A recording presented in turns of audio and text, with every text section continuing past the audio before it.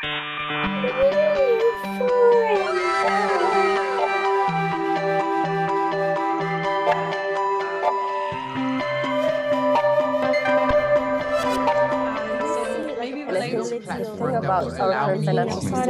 morning, good afternoon, good evening from wherever you might be. My name is Trang Lê Bozon, and I'm the head of partnerships for Newfoundation.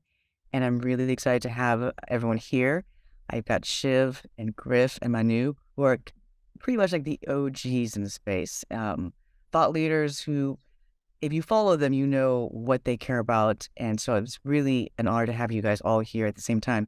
And a miracle, because I know all of you have crazy schedules. I'm going to have each of you guys introduce yourself, Shiv, then Griff, then Manu. And then we're just going to jump into like Web3, product fit, a little bit of meta crisis, from regen to degen. Jordan has some thoughts as well. So Shiv, will let you go first, and then Griff, and then Manu. So thanks, Jan, much. So appreciated and great to be here. I'm Shiv Malik, the co-founder of All Data and also the CEO. I've been working at the intersection of Web3 and data, especially personal data, for about 5 years now. Before that, I was an author of a couple of books, one on economics, another one on terrorism. Sometimes those two things cross over. And I was also an investigative journalist for The Guardian. That's just a potted history there. Perfect. Griff? Yeah, introductions. I'm a crazy anarchist that has been in the DAO space since the early days, and just think that we can do better things than governments. I think that we can solve the problems governments solve in better ways, and that's where I focus all my energy. And mostly, it may surprise a lot of people, but it's mostly focused in the nonprofit space, because nonprofits really, they're like the bottom-up solution for when governments suck at doing their job. And so like they're kind of the place where I think we can make a huge impact on changing the way we structure our societies. And so I'm a founder of Giveth, DAppNode, Common Stack, Praise, and I don't know, Token Engineering Commons is a project that I helped start. I wouldn't say I'm a founder, and lots of other ones. I'm like a serial nonprofit crypto founder. All right, Manu, it's all you. And yeah, from my side, I'm a humanist. I've been working in the crypto space for the last 6 years, initially tokenizing real estate.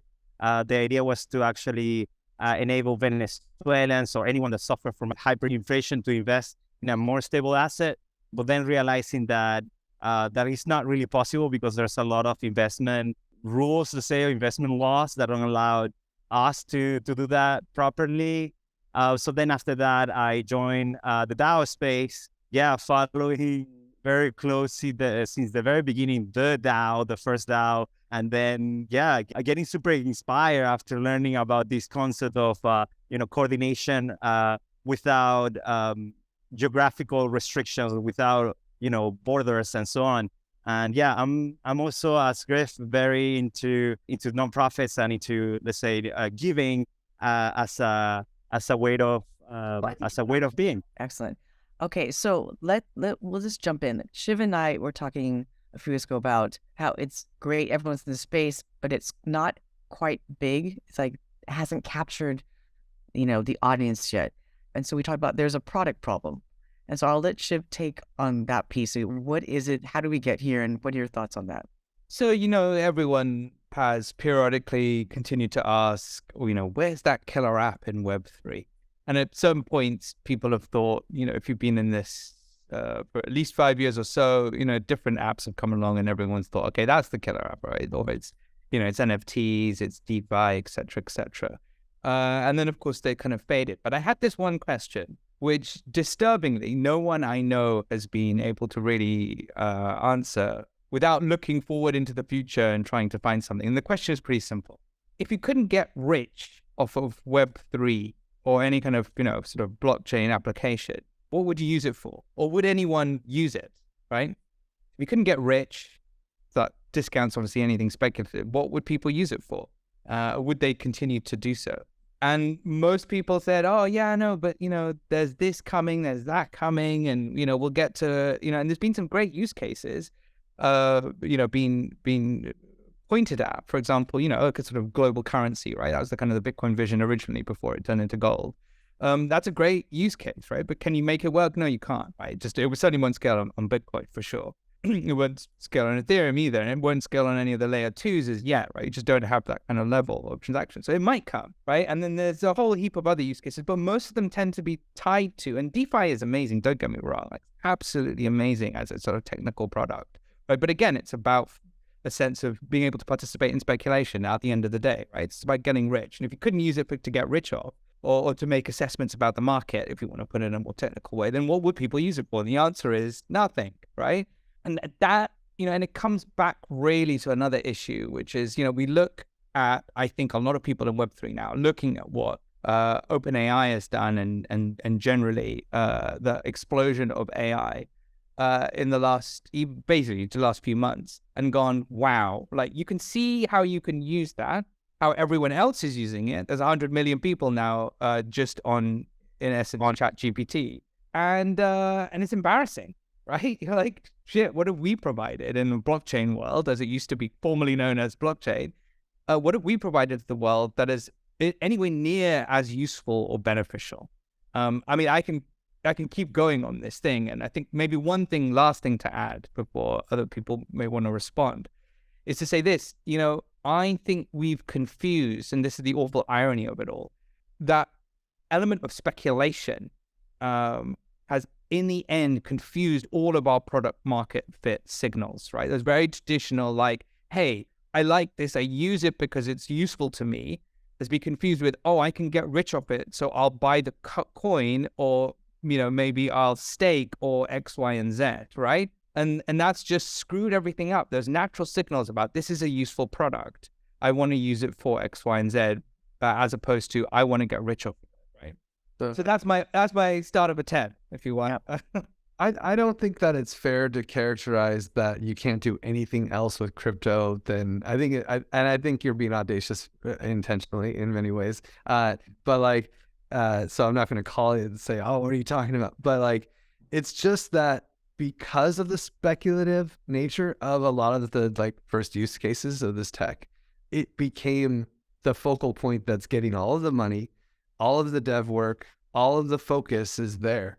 But if you look at the non-speculative opportunities in crypto, identity and governance strategies and ways to signal your preferences in a decentralized way, and all of those communities, and you really look at them from like 2012, 2013 and on, they're all growing, they're all getting bigger and building really cool products. And yeah, most of them haven't hit like unicorn product market fit, right? But like how many different identity systems do we have today in the crypto space compared to the ones we have 3 years ago, 4 years ago?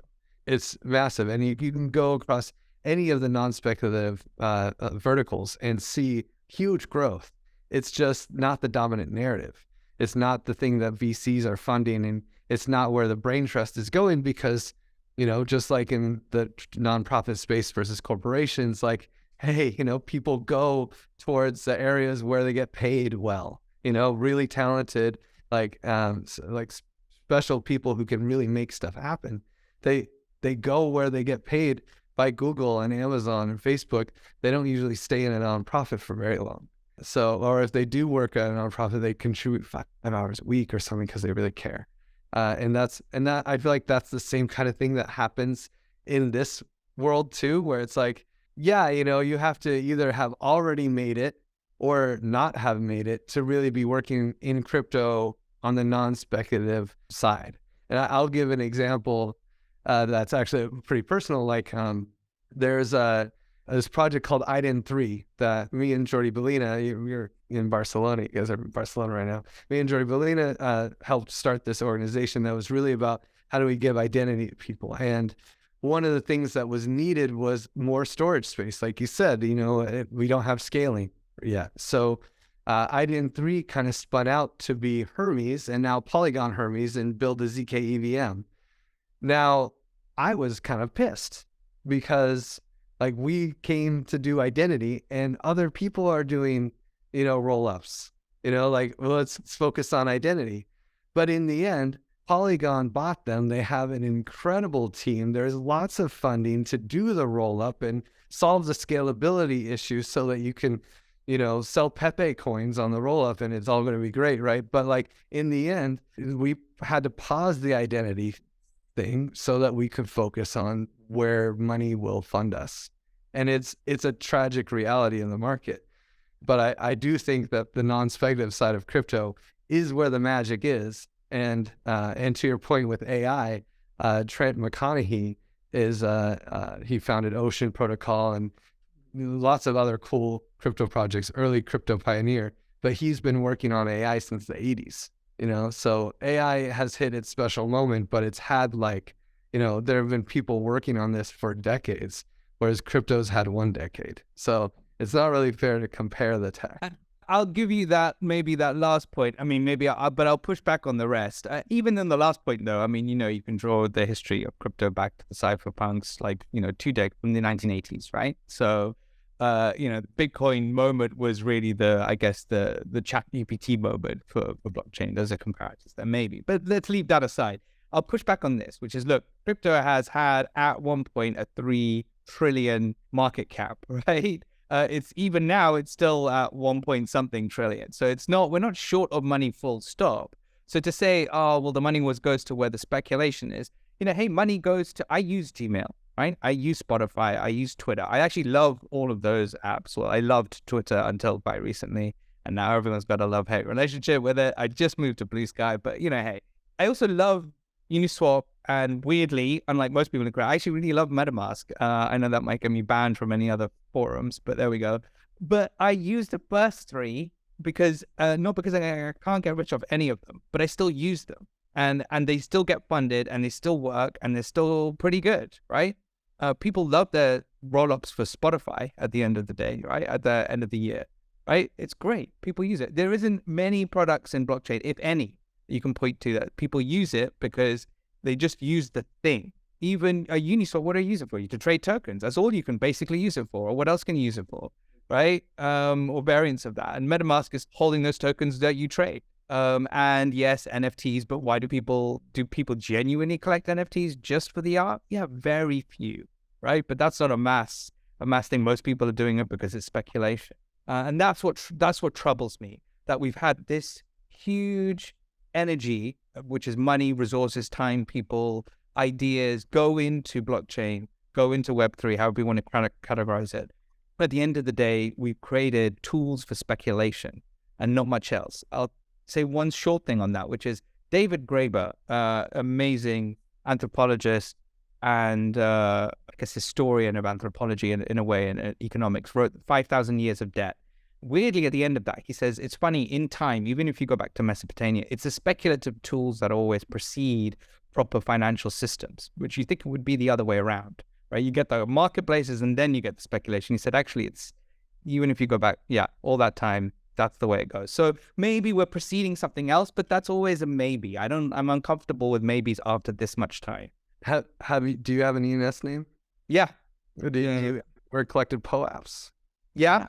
I know about the poems. Oh, don't get me wrong. There are things, but I think that's like, in this group, that might be language we understand and things that we've used, but it doesn't go much further. You ever use Tether, or USDC? These are not speculative things. I mean, people are using Tether on Tron for one reason or another at a massive scale around the world. and it is not a speculative thing, and it is absolutely a killer app.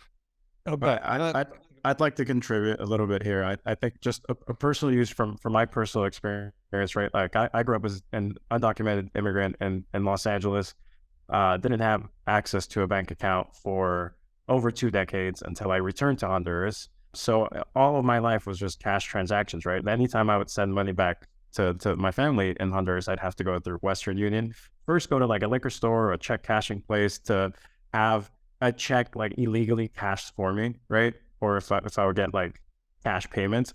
So I think this is a great solution that blockchain provides, right? Like so a lot of the onboarding that we do in Honduras now creates an on-ramp by participating in things that like regenerate your community through beach cleanups or dives against debris, or even like social impact activities, right? So then people get rewarded with crypto for participating in that, doing good for their community because it's good for the scuba diving industry. It keeps people coming back if the turtles are like saved, right? They're critically endangered already. So I think these are great use cases for crypto, and all we do is use DAI on optimism. So like there's no speculation there. And then tuk-tuk drivers started accepting crypto, little cafes, street food vendors are accepting crypto, and this is all on MetaMask and other tools like that, right? So for me, I mean, I don't remember the last time I made a trade. No one from the community is making any kind of trades or speculating on anything. They were really upset at me a couple months ago when the DAI depegged. But you know, I think this is a great example of blockchain being used to replace an old system. And a lot of these conversations I think are important to have in I think it's a very diverse environment, or else we're very stuck to looking at this through like a first world perspective. Yeah. And I mean, you know, Tornado Cash, I don't know if that counts as like being this special, just being sanctioned by the US government. I feel like we made it with privacy tech too, you know? It's definitely been one of the great emanations is definitely in that sense privacy tech, much underutilized. And look, what got me excited, what still gets me excited is effectively in short smart contracts, but underneath that, what it stands for me is programmable resources, right, and resource distribution. That's amazing. That's absolutely amazing. You know, I think that's much unexplored, and you know. Griff, but you've been right at the forefront of that, along with Kevin and others. And that for me is the most exciting element. These are tools for human coordination in that sense. If I may add something here, I think there's also a difference when we talk about product fit between the need for crypto or Web3 and the utility and the simplicity of use. And that's one of the first things when I got into the space of, I'm not OGs like most people on the call. But in Web2, traditionally, there's the NPS and the CS score. Put simply, NPS is would you recommend this product, and CS is how easy is it to use. Now, going back to crypto, if I take MetaMask, if I take Ledger, would I recommend it? 100%, 10 out of 10, because, well, they're literally almost the only main players. I mean, there's other wallets, sorry about that, but you get the idea. But are they easy to use? Would I put a 10 out of 10 on the use?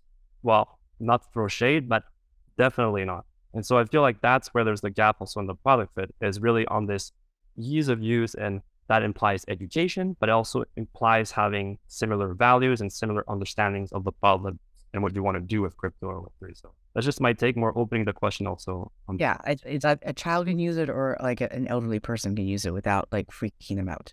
And at current state, I think that is where the product fit is a problem. And my worry, and I'm sure a lot of you agree, would be when you see like AWS is jumping in, or Google or Facebook, that's my worry, is that they will grab that market and they will make it easy. And then what is the point of decentralization? Like, where do we coordinate that? And I know a lot of you are concerned about that. They look at AI like, okay, where do we draw the line as people who are on this, who believe we moved away from one community to this one because we felt this is the way to democratize it. There's a lot of issues. To Carlos's point, like I think of Kotani Pay. It's a app for people in Kenya and different parts of Africa to pay each other. Because I've tried to pay people I've worked with in different parts of Africa. It's a freaking nightmare. I pay them 20 and they get 2, and I get fined for 10 and they get held up in paperwork and like this and that. And you're just like, wow, what a joke. And you watch all these banks are failing and these political institutions are not working. So there's definitely a frustration. And so we need better tools. We need designers. We need, everyone in the space. How do you drive them here without them getting like slapped by the government or risk like losing their life? Because they do need to make money, right? To back to you, Shiv, like people do need to make money. That's why they come to this space. So how do you find that balance? Like, and I think Jordan and I, when we were talking about this earlier with Shiv, and I know Griff, you got involved, it's like you have like the regen, the degen, the whole thing with this Pepe thing. It's a yeah, I have a lot to say on that, but for later in the conversation, we don't want to go that route yet. But it's such a simple thing, and yet everyone's like, jump on it, right? Because people love something that's simple, right? So what is that? Where is that? Like, what do you guys see out there that looks really simple, or what can we do as a community to like support those kind of things? I feel like it's Manu's turn to talk. I don't know. Yeah. I personally, I actually would love to hear what Griff has to say, and I can chime in as well. I love to hear him first, and I chime in. I'm happy to go, Griff, if you don't want it. I mean, but I feel like I opened the last one, so there you go. But I'll mouth up on this as well. I mean, on the degen aspect, right, really also gets at that element of the kind of the community that we've created of a sorts. It exists in other parts of the internet for sure. Cryptos allowed, the rise of the crypto bro, right? And I feel like they're very synonymous, heavy overlap with the degen community more widely, if there is even one. So for me, degens and hipsters are very interrelated. Okay, this is a wild track, so stop me whenever. For me, hipsterism is not a rejection. It's kind of an enabled, deliberate insouciance towards the fact that the world around them, right, and it's usually millennials, right? If you go back to late 2000s and early 2010s, the world around them is just not what they thought it would be. Right? It's like, hey, I grew up thinking like I'd also get a house and raise a family like my parents at certain times. That isn't working out for me. I thought I'd have a stable job and I went to university, so I'm going to get paid even more. That didn't work out for me either. And nothing feels authentic or real. So I'm going to try, without describing myself as a hipster, to try and kind of go back to that world of a sorts. But I'm not really sure how to do that. And I'm going to try and drop out without actively dropping out. And it's a very kind of weird, frustrated position. And it reminds me very much of, and that's hipsterism in a sense. I mean, that's one way to describe it, not particularly elegant or articulate. But I did a survey of our token holders. And I was working for Streamer at the time. And I asked them, I said, look, hey, who are you people basically? And like, what do you want? So this is now 2018, 2019. So over the hump, and like these people were still there, like over the first boom, right? Cutting a long story short and getting to the bottom of it, like these people were willing to take massive risks, clearly, and self-professed. But what did they want? They wanted really basic conservative, if you want small c conservative things. They wanted a home, right? And they wanted some stability. And they were actually, mainly, they just wanted to buy a home so they could get married. I was like, oh my God, this is so sad. There's such an indictment of not crypto, but capitalism, right? And the society that they live in, that they have to like speculate so wildly, right? Their parents just had to get a stable job and like pay into a pension, and they could probably borrow a little bit of money from their parents and get a home, and that was fine. But these guys have to like go wild, learn how to use Web3 and blockchain and crypto, right? Pick out weird coins to like bet on so they can buy a house and have a family. And I think that's where degeneracy, in a sense, comes from. It's like an even more active, hostile reception without saying we're going to burn it all. It's more like we're going to watch it all burn because we believe it's going to burn, and we're going to laugh at it while it does, right? So it's still got that, like, we're not willing to be active participants in the system and like make it better, but we definitely think it's shit. And that's the bit that, I mean, that's how I'd sum it all up. So, and it's also why I can't agree with it, because I think if you actually care about the world around you, you can't be a degen. Well, the degens were right. They probably have houses now, if this is 2018, 2019. So, I mean, maybe they weren't degens, they were just intelligent investors, and hopefully they made their dreams come true, as long as they didn't, gamble it away. I think that there's a lot of narrative issues in the crypto space, and this is what we're facing really is, and we're talking in the chat a little bit, just that like the degen headspace and the loud voices dominate about, hey, you can make money, and people are like, what? I can make money, and then they get involved, and that's quite the grabber, it's a good attention grabber compared to, hey guys, look, we can give refugees an identity and it won't rely on a government. And it's like, well, that's cool, but yeah, about that making money thing, it's just a more attractive narrative to most people because that's something that they really care about. And I think that turning degens to regens is a laudable. It's a great meme. I don't think it's the real goal. I think it's the turning the developing useful regenerative tooling, tooling that works, that solves real problems. It doesn't need to turn degens into anything. Degens will be degens, and they can be their degens. I do think that solving real problems for them will be interesting, especially once they have their house and once they have some wealth. Like the philanthropists, most philanthropists are pretty well off, like when people have some extra money and there might not even be paying taxes, they might start looking for other forms of capital. Gregory Landau from Region Network wrote, like, before crypto, I think he wrote about the 8 forms of capital. We had it about before, actually, Griff, like a couple of weeks back, and he literally speaks about it. Yeah, because it's genius and it's real. It's about the simplicity of financial capital because it's quantifiable, but the other forms of capital are they're qualitative. The cultural capital, experiential capital, intelligent and intellectual capital, spiritual capital, social capital. These other forms of capital, you don't get a simple number. So it's a lot easier to chase financial capital because you understand number go up is good, and then you continue to play. But actually, I think crypto has the ability to at least create systems that can quantify that qualitative value. And I wouldn't say that we've really succeeded in the regen movement yet at creating good quantifications for that, but we will, and then you could be a degen and be a regen, and I think that's the power of the meme, is if we can create economic games where number go up along with making the world a better place, just a point. Just think of a video game where you earn points, but by helping the homeless, or by cleaning up beaches like Carlos has got over there. People earn points by cleaning up beaches, and then beaches get clean.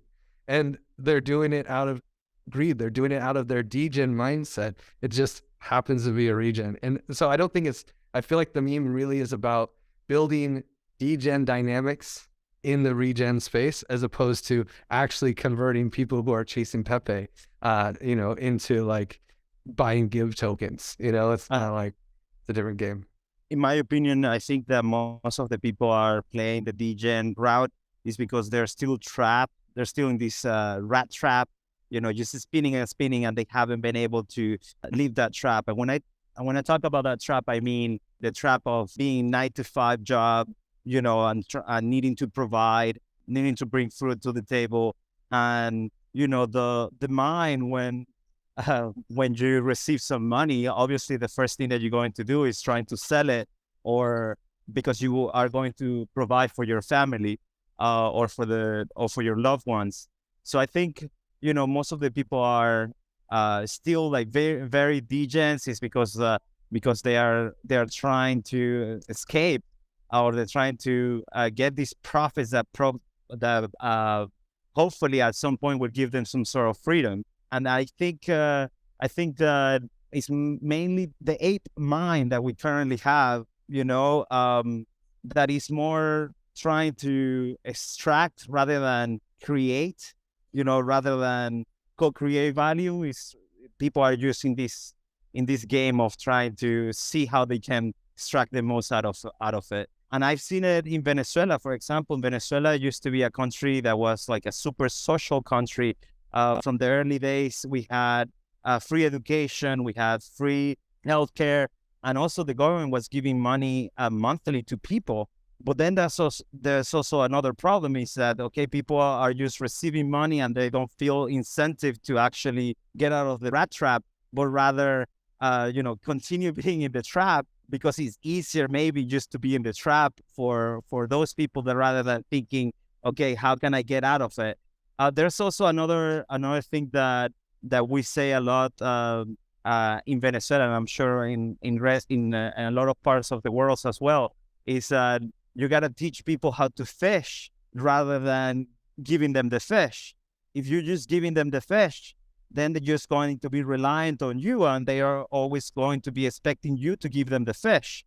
But if we teach people how to fish, then they can get their fish on their own. I think with this regen movement, what we need to do is actually to find ways that actually people can get out of this trap that they are in. And that's like the main problem. As you were saying at the very beginning, there's really not incentive for investors to put money into into the public good space or into the giving economy, because there's no much for them to extract there. And yeah, basically that's they're not incentivized to come and take from these communities, but rather go to projects to DeFi or NFT projects or any other project that actually can guarantee them 10x, 100x, or 1000x. But these type of problems that we're trying to solve, they are not easy to quantify. You cannot necessarily put a multiplier on the return, let's say, of improving the life of millions or billions of human beings. And I think that's why we're still in this degen trap. But I believe, as our consciousness is evolving, our sense of fairness is also evolving. So I think in the future, we'll definitely a humanity that is hopefully trying to elevate each other's and trying to, provide for other human beings as well. I was going to say, Griff actually said one thing which just sort of, in a sense, sparked a thought. And then weirdly, I also feel like I should defend degens. God knows why. That's just weird. But you said, look, they're talking about these different forms of capital. And I guess in that sense, as we're kind of, hipsters who didn't, and many millennials who don't have traditional forms of capital, a house, a pension, a car, right? They have invested actually in social capital. So they can tell you the best coffee or, the newest band far more fluently than they can talk to you or have, or they're not versed in regular forms of capital because they can't own it. So, and then that's a big break in a sense with their parents. And hipsters kind of accept that degens are embittered by that whole process, I feel. But underneath the hood, right, because they are embittered, they're kind of angry. But like, why angry? Because they're not getting the things that they maybe this is the flaw. They think they deserve it of it. But in the end, what do they want? I feel like they still want the things that most people of an age want, right? Which is kind of pride and fulfillment and security, and ultimately reaching adulthood, right? Which isn't just about obviously reaching 18. It's about ultimately sort of completing the steps and, even having kids of their own, right? And becoming a parent, which is one of those steps that are also kind of part of adulthood in some people's journeys. So those are the things that they still want, I feel. So I feel like there's a defense there to be. So we should be empathetic towards that in a really weird way. No, I agree with you. I think, but at what cost, right? Well, their strategy is to then say, well, we'll burn it all, right? But actually, sorry, it's not that we'll burn it all. We'll watch it all burn because we've got the theory that it should burn ultimately because we're not getting what we want. That's where all the like twistedness comes from. I don't think it comes at a cost to let degens be degens. I think that's fine. Like, it's just, and I'm just saying that the degen regen mean we need to just focus on making regens, not converting anyone, Right. Well, I mean, what's some of your favorite tools out there that regens are doing or are in progress?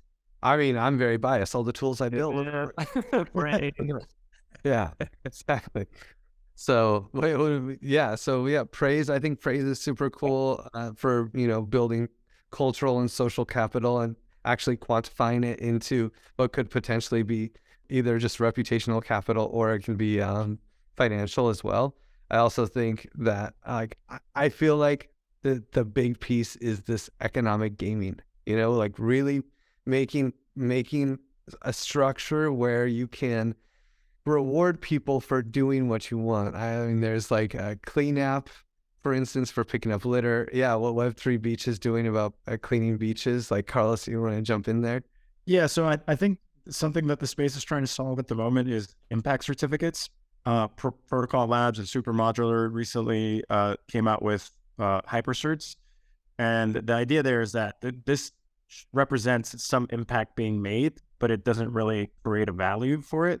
Then hopefully someone at a later time comes and evaluates that impact certificate or impact cert and is able to tie in some kind of monetary value based on the long-term effects of that impact. So if I planted 100 trees and that 100 trees ended up sequestering this much CO2, then that would translate somehow to the value of an impact certificate. That's just really low-hanging fruit for that. Or if the beach cleanups resulted in this many endangered turtles being able to nest and then hatch and return to the ocean, and you're able to track that through time, then you can have someone quantify like what's the financial impact for that scuba diving destination because the turtles are thriving and they didn't, become extinct, right? So then these are really complicated solutions or ideas to try to solve. And I don't have a solution for them now, but I think those are great tools to start experimenting with. And I myself am just trying to onboard more impact projects to start using them because they're really early, and I hope they catch on and they do become something that people can monetize for the work they're already doing, right? And I think that's one of the paradigm shifts that we're seeing in Web3, where doing work for public and common goods is being funded by the space, right? Where I think a great example is that we've been doing these beach cleanups for 10 years. And the municipality never said, hey, here's some bags, or here's some fuel for the tuk-tuks to like take people or get the trash to the recycling plant. Whereas now, if you're doing really good impact and you put your project up on Giveth, you put your project up on Gitcoin, you can apply to the Ethereum Foundation, then the ecosystem's like, okay, cool, you're actually using the tools, you're somehow integrating the tools to be a part of this impact that you're creating. And we're here to empower people to do that, not just speculate on the price of Ethereum going up or down, right? So I think these are just really bare bone examples of where the space is going, but it's a part of being early in the space like this. And I love your example, Carlos, with the impact certificates. And I think like Adisha wrote earlier, the concept of like having a DEX for exchanging social capital. Obviously, we had the example of Gregory Lando earlier about the intellectual capital, social capital.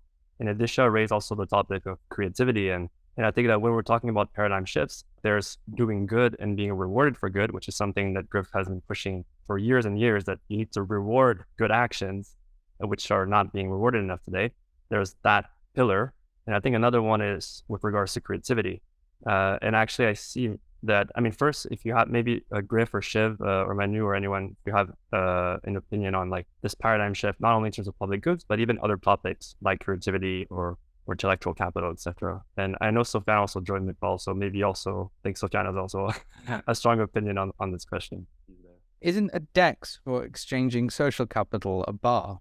It's just like you just talk to people, right? That's Yeah. a party. Or a party, yeah. Like that's what that is, isn't it? I don't know.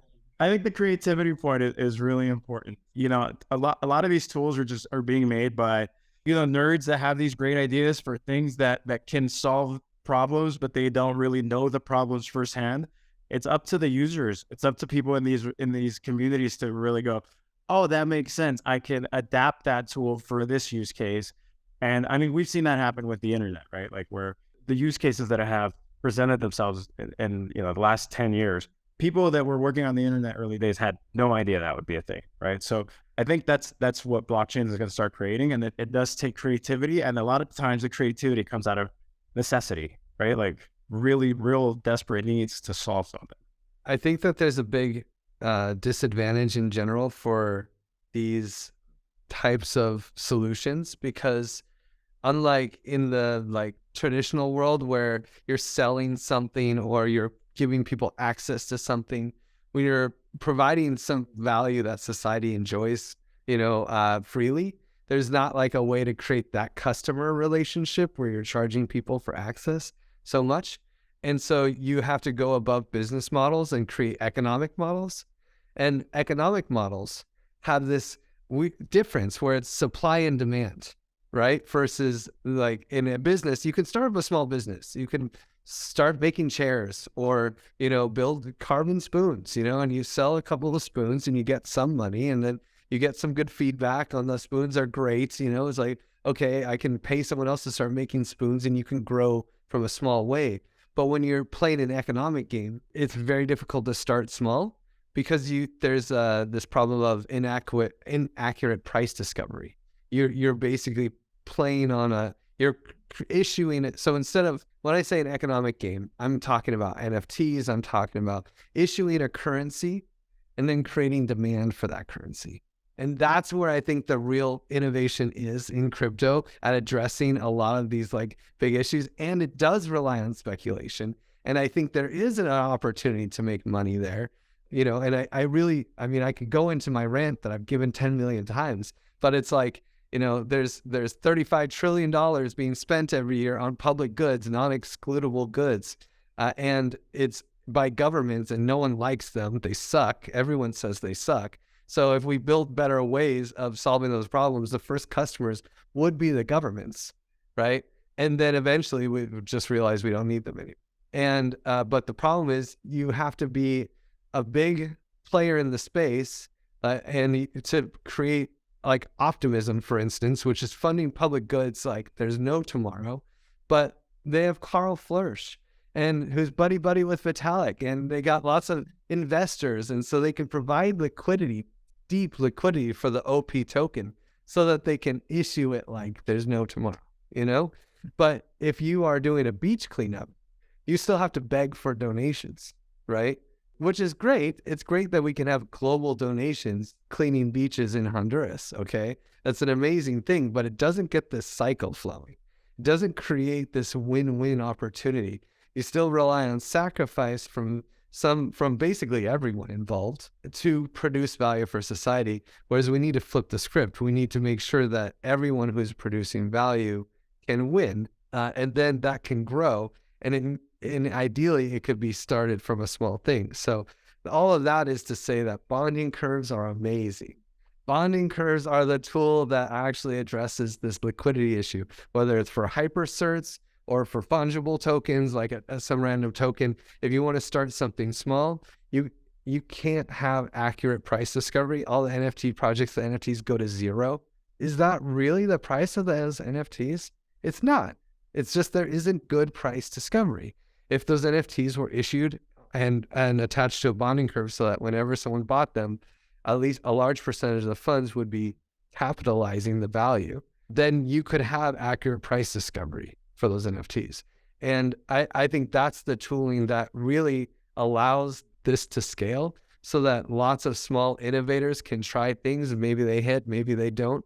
They can have the seed round, Series A, Series B kind of flow without having to try to prove revenue to VCs, but actually be more open and bottom up, that people who care can invest, and it can start with a small amount. And the people who are like rock stars that can just manifest beauty into this world, they can start a project and have the same kind of payoff as if they, were building weapons for Lockheed Martin.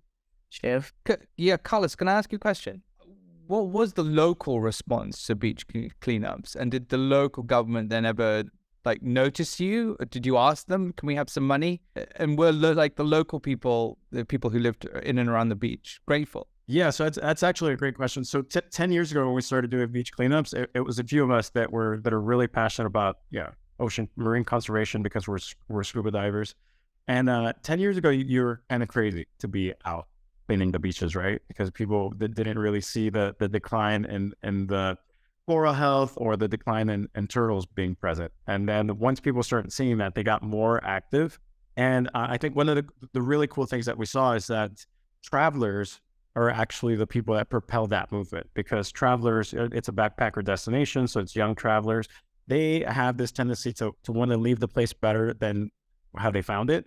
And seeing so many travelers show up to these beach cleanups kind of made local Hondurans a little embarrassed to not be there for themselves. But also, it's really hard to ask Hondurans to take time from their one day off. A lot of them have one day off every 2 weeks, right? To go, hey, this is your home. You should be cleaning up your home. And their response is, well, it's not my trash. It comes from some other place from the ocean, right? So what? I don't get it. And I don't work at scuba diving. And I don't make a direct connection from how the health of the marine life impacts the tourism industry and that brings the money to the island. Right? So this is the mechanism that we've been using. It's okay, well, you start adopting these tools so that we can track impact, we can track participation. You get rewarded with this crypto that we're getting from grants. But then the next step is, how do we make this interesting? How do we make this something that you can monetize? And I actually have a perfect example of that.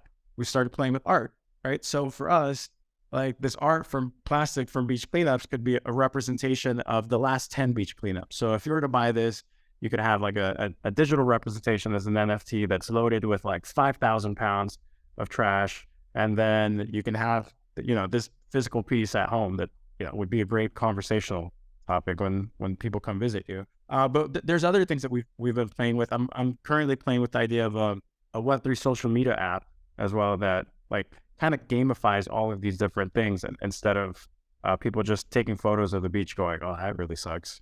So yeah, people are interested in participating, and I think that I'm a big believer that people generally want to do good. They just need someone to start doing it, right? And then they'll join in. So, but the government has not like been excited about it. They don't really care. They don't acknowledge it, but they haven't like stepped into funding. We haven't asked for funding because I think if you're from a Latin America country, you kind of just realize no one's coming to save you. Like it's not even worth having these conversations, right? Thank you so much, Carlos. There's a couple questions for Disha in the chat. I don't know if you want to ask them directly, Disha, or not. And if anyone else also wants after that to kind of join in and participate to the conversation, you're more than welcome. I want to answer that last one. So it'll be interesting if travelers could get vouchers or free subsidized activities from the cleanups. So what we're doing is basically play to earn, but the game is regenerating the world, right? Like regenerating the local environment. And then through my connections, because I started this, so I mentioned I grew up in Los Angeles as an undocumented immigrant. I still to this day don't have a driver's license, but I created a shuttle that connects all the Central American countries. And by creating that shuttle, and I sold my part of that, but by creating that, I have this connection to this business. So now it's like, hey, if they show up with a MetaMask, they get 15% off on the shuttle, right? So it's like further incentivization for people to participate. And then local cafes are very appreciative of travelers coming and doing this stuff. And they're like, okay, cool. You show up with your MetaMask, then, you got 10% off the coffee, right? So we are creating these like regenerative strategies within the businesses. And then the businesses don't have to give us money for it. They just basically like eat it off their services. Yeah, it becomes like a marketing budget for them, right? Mm-hmm. Yeah, and, exactly. And I've seen a few projects kind of play on this marketing dynamic, and it's an interesting dynamic. Like Panvala has completely pivoted to just focusing on community marketing for services with their regen economy. And there's like charity, and there's all these interesting projects where it's like, and even quadratic funding, you could say it's really works because of the marketing. It's a marketing tool, and just I feel like we never give enough credit to marketing and this awareness and the value that awareness really brings. And I think this is where regen economies can really succeed, because people, even though people don't want to give up their economic game, because, we're all in the money game, and the game is to get the highest score.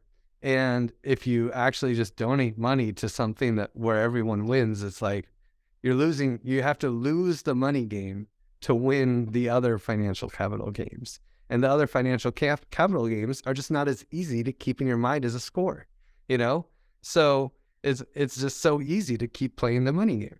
And I think we can eventually be creating these other games, and marketing is an amazing tool for that, because people see the value in marketing, because it eventually impacts this other. So we can start if we can start creating these other games that sort of siphon off value that was being used in the traditional financial markets, like marketing, and siphon them into things like what Carlos is talking about.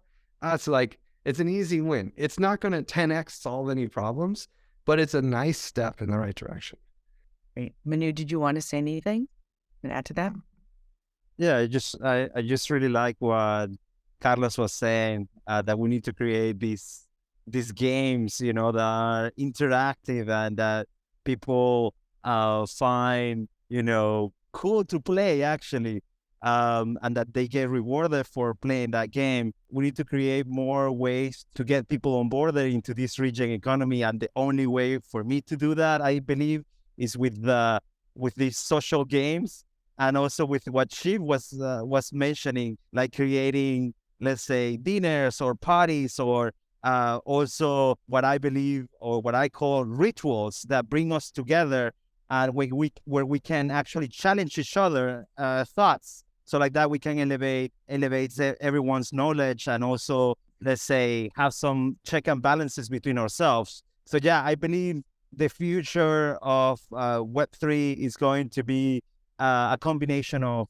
culture and money for sure as well. But culture is I think, is going to be at the very, very center of it. Sofan, you said you had a question for everybody? Hi, thank you so much. So yeah, basically, to follow up on like all the last exchanges, it seems to me that when we talk about value, there are two types of value. The first one is like the things that we need to survive individually, like to pay the rent, the food, and so on. That's one part of the economy. And then there is like all the subjective part, which is like, how do you want to spend the surplus? You know, how do you want to entertain yourself? How much do you value culture? You know, all those things that make you happy that are not just strict survival. On this part, how much do you think, you know, the non-utilitarian, I'm always struggling with like, what's the utility of crypto? Because usually it's not at all like something practical, but it's much more something philosophical and ethical and this kind of stuff. It's like, it's not about sending money, but it's about the ability to send it under certain like ethical conditions. And the same is true about everything in Web3. It's not about the thing itself, but it's about the way it's done and the ethics around it. How much of it do you think? So today we have about, I don't know, probably $1 trillion in crypto asset. How much do you think of this is kind of subjective value? And how much of that is there out of love and a desire to improve the world versus like the energy of like, you know, I want to make 10x or 100x at the expense of someone else on the other side. And I'm pretty optimistic about that number, but I think I have an opportunity to have you all today to ask that question, and I would love to hear your assessment. Griff, you tell me if I'm being naive. I feel like there was a time in 2017, early 2017, when maybe the split was 80-20, right? Between people who were kind of speculators and then 20% who were like, especially in the Ethereum community. I can't speak Bitcoin. But those early days of Ethereum were like, okay, and the Ethereum community, meaning all the other tokens upcoming, the ECR20 sort of spree. It was like, yeah, I believe in the world, right? So 80% speculation, 20% like, this is going to change the world. I was definitely part of that 20% to start with, though I dabbled in the speculation. And now it's more like 90, well, when you, I guess when you have a bull run as well, you know, it sort of goes up to about 98%. 2%, it almost feels like. There's just a mass of people who understand, as Griff has already said, like, number go up, brilliant, right? That's what I can chase because it's easy to do. And actually, you know, comes with all sorts of other mental health issues if you're just doing it solo, right? So, but it can change. And like, again, you know, for those who've been through a couple of these runs, you see, you know, the conferences reduce in size, and you're left with like a core number of people. Some of those people were still there in the last run or even the run before that. You're like, hey, good friends, like people, and those people stay for conviction in the end. And that's always amazing to see. That's my answer. When you count it by number of people, absolutely. But when you count it by value, like dollar value held, you got to remember Bitcoin 2013, like 2012, the original value, like the people who had crypto early on, they were the cypherpunks. They were the you know, there was some speculative, but no one believed them, you know, and they weren't there for the speculation. And so like in 2013, I want to say, you know, before crypto went to 1,000, when it was just going up to like, you know, $250 in like April 2015 or whatever, that's more like 50-50, even people wise, right? And the people who are there for speculation and people who are there because they're like, no, this is going to change the world. People wise, it's gone down a lot, but money wise, you know, all those drug dealers selling things on Silk Road, right? And like all the, like, I wonder what an impact getting, you know, crypto has had on getting psychedelics legalized. Just like, I wonder if this is like a large driving force for that. And I wonder what else. Like, I feel like the anarchist movement in general has a lot more funding than it ever had before because of all the early Bitcoiners, early Ether people. And like, you know, the Bitcoin brain trust really moved to Ethereum during the like block debates and all of that stuff, the block size debates, and where it just became clear that you couldn't do cool things with Bitcoin. Now Bitcoin is just number go up. It's reserved for gold. Don't try to do anything different. And I feel like the Doge community and the Ethereum community were the place where like the people who wanted the world to be better kind of went. They were the nice Reddits back in the day. Let me just say that. They're the ones that where I would hang out and I would learn things, you know, and the other ones were just, you know, maybe a little narrow. And since then, those people are audaciously wealthy and they have a lot of the crypto. So I'm going to go with, you're right, Shiv, 98% of the people are here for number go up, but that like maybe it's still 80-20 on the actual dollars in people's wallets. One quick thing, and we're definitely running out of time, but anarcho-capitalism versus hyper-libertarians, that's the real divide. Forget like regen versus degen. But the one anarcho-capitalist I did know who got incredibly wealthy went off to buy a submarine. I mean, that's what he did. So, you know, they might have a lot of money, but like, what's a submarine gonna do? I mean, I still consider myself an anarcho-capitalist generally. I just think that there's also value. You know, I feel like in general, the libertarian approach, they lose the heart. They miss the heart. And there's still value in public goods, even if it's not quantifiable. And like my final thought, because I let everyone else give their closing, is that like, I feel like the magic of crypto is that we can quantify that qualitative value that we miss. And that there's a huge opportunity in using that user experience of knowing that you're on this leaderboard, that you are, you know, that you are playing the game and number go up for the regen side. And that is probably the biggest opportunity that we have in this space. Because that opportunity will replace governments, and the groups that replace governments will be very wealthy. Okay. You will make money and make the world a better place at the same time. Manu?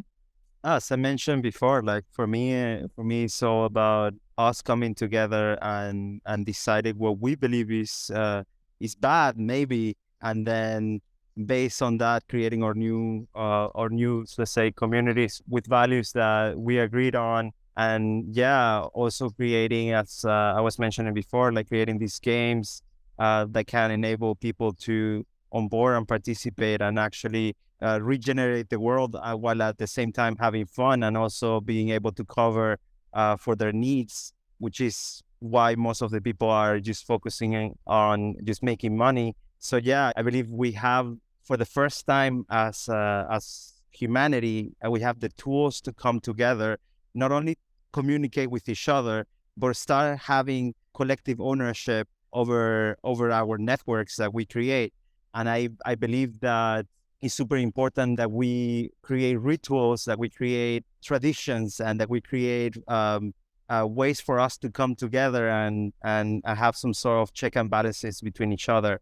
And yeah, I believe what is going to really accelerate and have a real impact in the world is not going to be money go up. It's not going to be meme coins doing 100x, but rather elevating the floor for those ones that are at the very bottom. I believe that's when the real impact comes in, because, you know, most of the people just want to go to the top, but what we really need to do is elevate the ones on the bottom. That was beautiful. Does anyone have anything in their last minute they want to say? Yeah, maybe one final word. I think we are entering a time where we will be able to shape new values and new rewards. What we have seen is kind of, you know, the beginning of when each time there is a new technology that's invented, people are silly about it at the beginning, and then they learn how to harness it. So the first thing I did with internet when I was a kid, I was going to this like rotten website that was like publishing, you know, hardcore pictures from like car accident and stuff, because that's the first thing you do. And then you go to like ICQ and you troll people.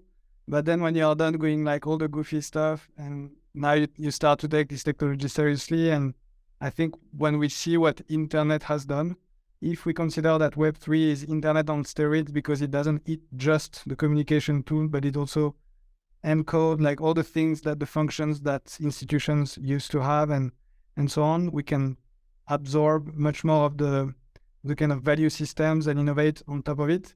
And I think like that's for me what's the most exciting. And I'm actually much more optimistic that a lot of people decided to put their money in crypto for ethical and value reasons. And I think like the noisy ones, the people that we see everywhere and we hear everywhere, and the most like visible are the ones who are like in this like speculative stuff. But most of the liquidity and most of the value is still in the hands of like the true believers. Agreed. Perfect. All right. I think that's a good way to end. I'd like to thank everyone for being here. Thank you so much to everyone.